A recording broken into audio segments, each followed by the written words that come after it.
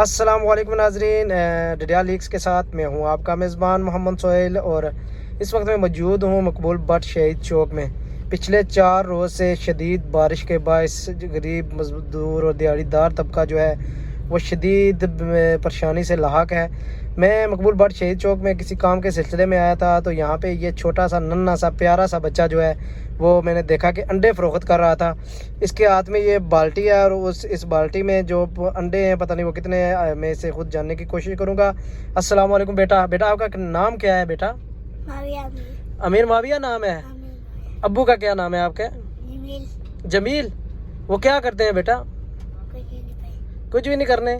तो तुसा अंडे के कितने अंडे तुसाने बाल्टी विच इस वेले जेह्ड़े तुस बेचने हो पे? 5 बेचे खाली। 5 बेचे ने। तो टोटल कितने अंडे सन? 22 अंडे आंदे सन। 22 अंडे आंदे सन। ते डेली ना रोज तुसाने कितने पैसे बनी जाने इन अंडिया ने? 600 रुपया। 600 रुपया बनी जाना। 600 रुपया। ते 600 विच तुसें कितने पैसे बचने न? 300 रुपया बची जाना।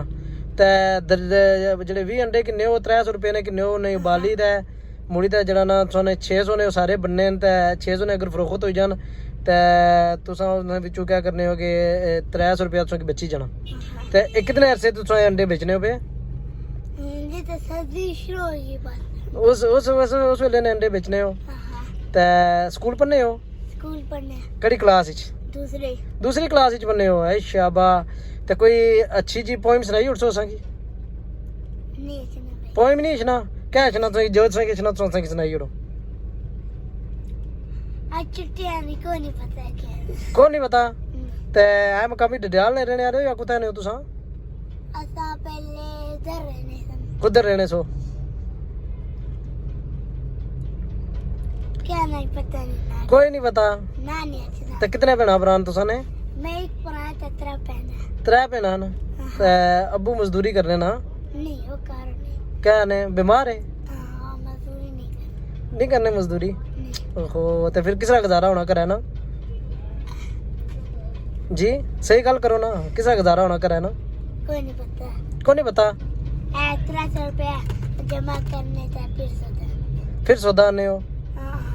तो अगर ये सारे अंडे तुसें में चाहिए ना तो फिर अगर ये सारे अंडे तुसें में चाहिए ना तो फिर तुसें टेमे ना घर लेके जासो ना। तुसें सारे फिर टेमे ना घर लेके जासो ना। टेमे ना घर लेके जासो। ते ये मिगी दसो भाई हर रोज शाम लैशने हो तो मुड़ी वापस कड़े ले जाने हो घर? कड़े लैशने हो शामी? 5 बजे चने था कता 12 बजे कता 11 बजे उसला फिर वापस जाने हो। अच्छा अच्छा।